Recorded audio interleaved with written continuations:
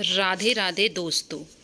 आज मैं आपको शनिवार व्रत की कथा तथा शनिवार व्रत की विधि बताऊंगी। शनिवार व्रत की विधि में आपको क्या करना है।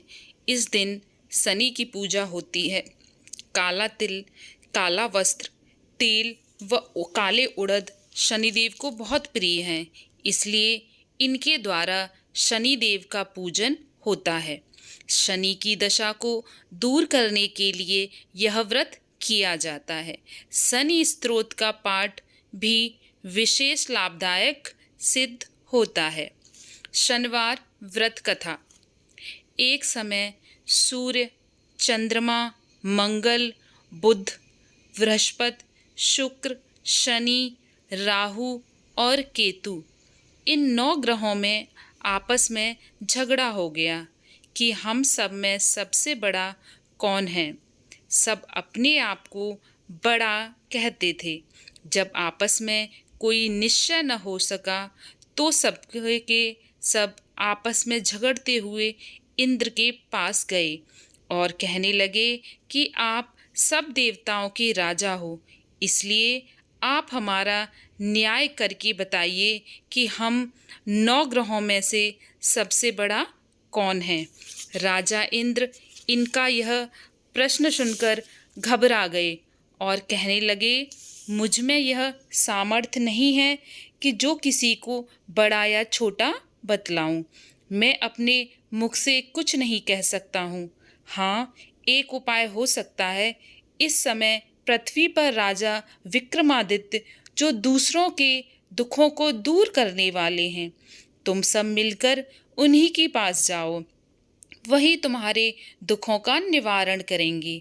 ऐसे वचन सुनकर सभी ग्रह देवता चलकर भूलोक में राजा विक्रमादित्य की सभा में जाकर उपस्थित हुए और अपना प्रश्न राजा के सामने रखा। राजा उनकी बात सुनकर बड़ी चिंता में पड़ गए कि अपने मुख से किसको बड़ा और किसको छोटा बतलाऊं। जिसको छोटा बताऊंगा वही क्रोध करेगा। परंतु उनका झगड़ा निपटने के लिए राजा ने एक उपाय सोचा कि सोना, चांदी, कांसा, पीतल, शीशा, रांगा, जस्ता, अभ्रक और लोहा आदि 9 धातुओं के 9 आसन बनवाए। सब आसनों को क्रम से, जैसे सोना सबसे पहले और लोहा सबसे पीछे बिछाए गए। इसके पश्चात राजा ने सब ग्रहों से कहा, आप सब अपने अपने आसनों पर विराजिए। जिसका आसन सबके आगे होगा वह सबसे बड़ा, और जिसका आसन सबसे पीछे वह सबसे छोटा जानिए।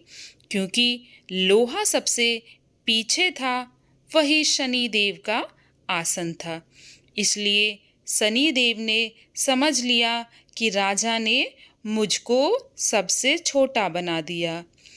इस पर शनि को बड़ा क्रोध आया और कहा कि राजा, तू मेरे पराक्रम को नहीं जानता। सूर्य एक राशि पर 1 महीना, चंद्रमा 2.25 महीने 2 दिन, मंगल 1.5 महीने, बृहस्पति 13 महीने, बुध और शुक्र 1 महीने, राहु और केतु दोनों उल्टे चलते हुए केवल 18 महीने एक राशि पर रहते हैं। परंतु मैं एक राशि पर 2.5 साल से 7.5 साल तक रहता हूँ। बड़े बड़े देवताओं को भी मैंने भीषण दुख दिया है। राजन सुनो, राम जी को 7.5 आई और वनवास हो गया, और रावण पर आई तो राम और लक्ष्मण ने सेना लेकर लंका पर चढ़ाई कर दी, रावण के कुल का नाश कर दिया है। हे राजा, अब तुम सावधान रहना। राजा कहने लगा, जो कुछ भाग्य में होगा देखा जाएगा। उसके बाद अन्य ग्रह तो प्रसन्नता के साथ चले गए, परंतु शनिदेव बड़े क्रोध के साथ वहां से सिधारे। कुछ काल व्यतीत होने पर जब राजा को 7.5 की दशा आई तो शनिदेव घोड़ों के सौदागर बनकर अनेक सुंदर घोड़ों के साथ राजा की राजधानी में आए। जब राजा ने सौदागर के आने की खबर सुनी तो अश्वपाल को अच्छे अच्छे घोड़े खरीदने की आज्ञा दी। अश्वपाल ऐसे अच्छी नस्ल के घोड़े देखकर और उनका मूल्य सुनकर चकित हो गया। तुरंत ही राजा को खबर दी। राजा उन घोड़ों को देखकर एक अच्छा सा घोड़ा चुनकर उस पर सवारी के लिए चढ़ा। राजा के घोड़े की पीठ पर चढ़ते ही घोड़ा जोर से भागा। बहुत दूर तक एक बड़े जंगल में जाकर राजा को छोड़कर अंतर्ध्यान हो गया। इसके बाद राजा अकेला जंगल में भटकता फिरता रहा। बहुत देर के पश्चात राजा ने भूख और प्यास से दुखी होकर भटकते भटकते एक ग्वाले को देखा। ग्वाले ने राजा को प्यास से व्याकुल देखकर पानी पिलाया। राजा की उंगली में एक अंगूठी थी, वह उसने निकालकर प्रसन्नता के साथ ग्वाले को दी और शहर की ओर चल दिया। राजा शहर में पहुंचकर सेठ की दुकान पर जाकर बैठ गया और अपने को उज्जैन का रहने वाला तथा अपना नाम बाकी बतलाया।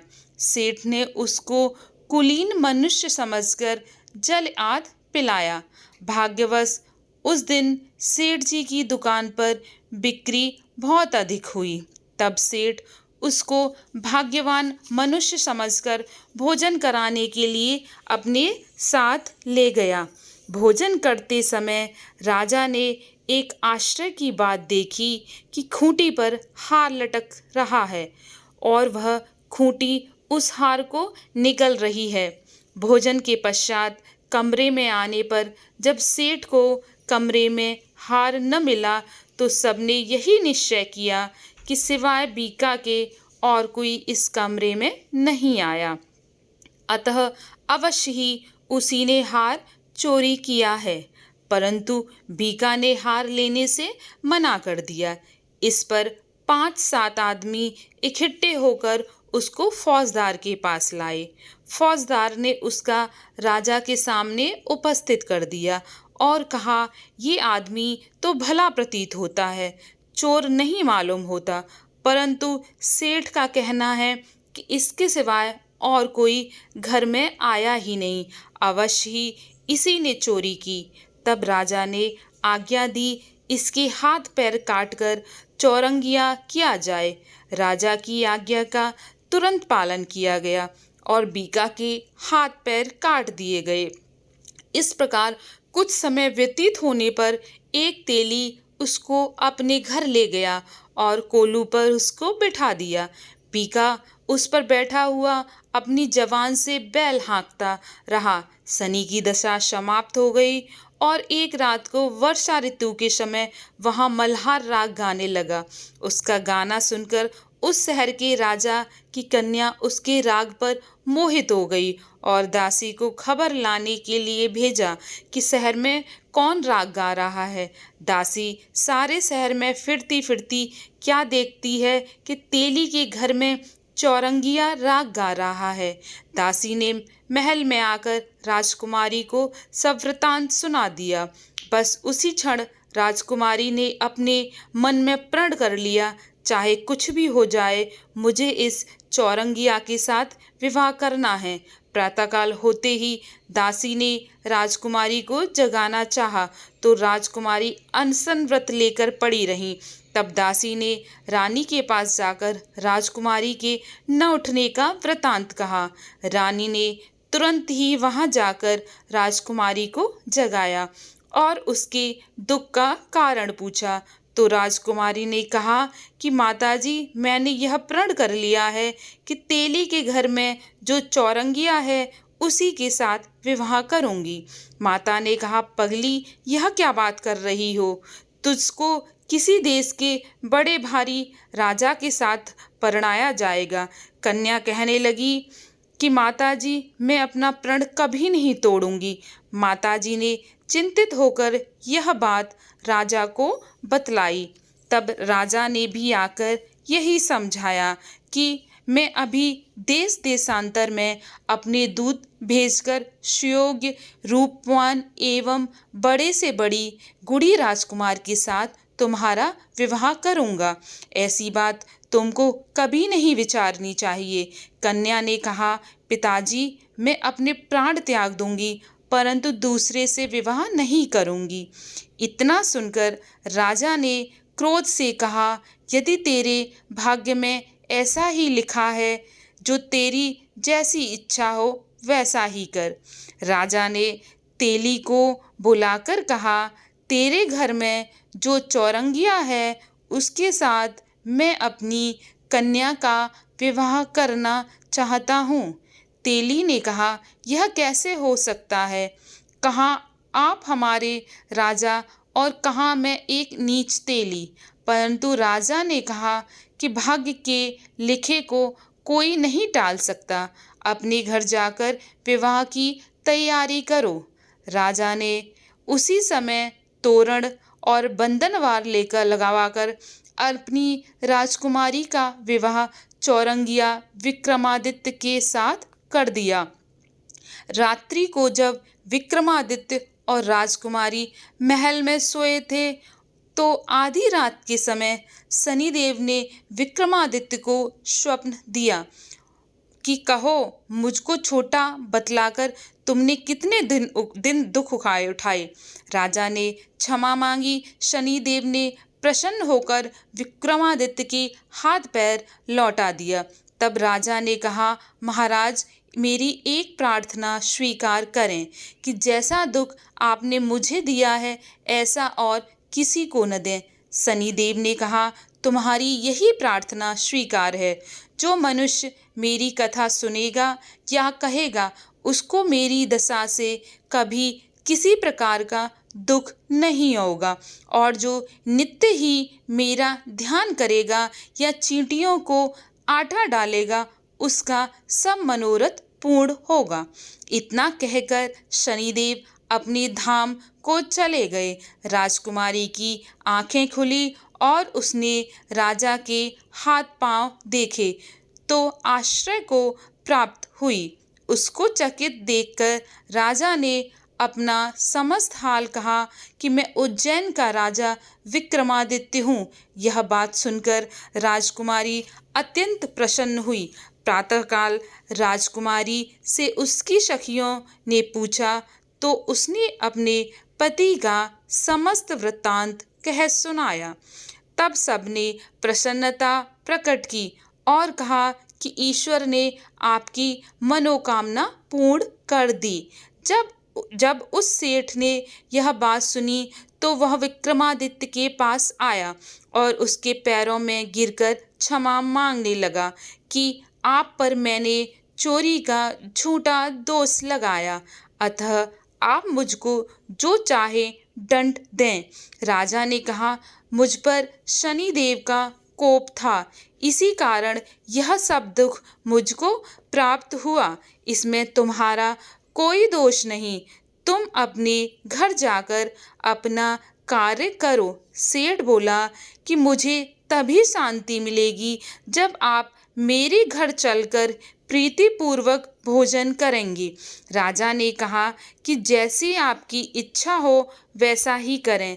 सेठ ने अपने घर जाकर अनेक प्रकार के सुंदर भोजन बनवाए और राजा विक्रमादित्य को प्रीति भोज दिया। जिस समय सब भोजन कर रहे थे तो एक अत्यंत आश्चर्य की बात सबको दिखाई दी। जो खूंटी पहले हार को निगल गई थी वह अब हार उगल रही थी। जब भोजन समाप्त हो गया तो सेठ ने हाथ जोड़कर बहुत सी मोहरें राजा को भेंट की और कहा कि मेरे श्री कंबरी नामक एक कन्या है, उसका पाणी ग्रहण आप करें। इसके बाद सेठ ने अपनी कन्या का विवाह राजा के साथ कर दिया और बहुत सा दान दहेज आदि दिया। इस प्रकार कुछ दिनों तक वहां निवास करने के पश्चात विक्रमादित्य ने शहर के राजा से कहा कि अब मेरे उज्जैन जाने की इच्छा है।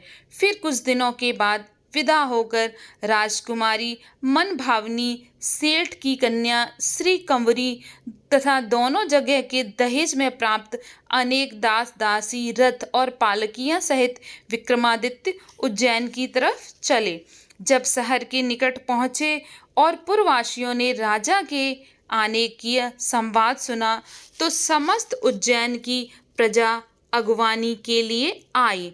तब बड़ी प्रसन्नता ने राजा अपने महल में पधारे। सारे शहर में बड़ा भारी महोत्सव मनाया गया और रात्रि को दीपमाला की गई।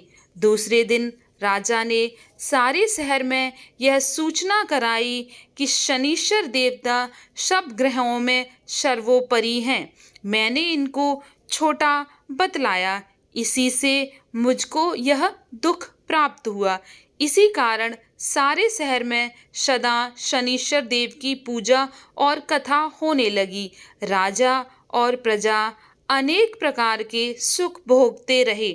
जो कोई शनीश्वर देव की कथा को व्रत रखकर पढ़ता अथवा सुनता है, शनिदेव की कृपा से उसके सब दुख दूर हो जाते हैं। शनीश्वर देव की कथा को व्रत के दिन अवश्य पढ़ना या सुनना चाहिए। बोलो शनिदेव भगवान की जय।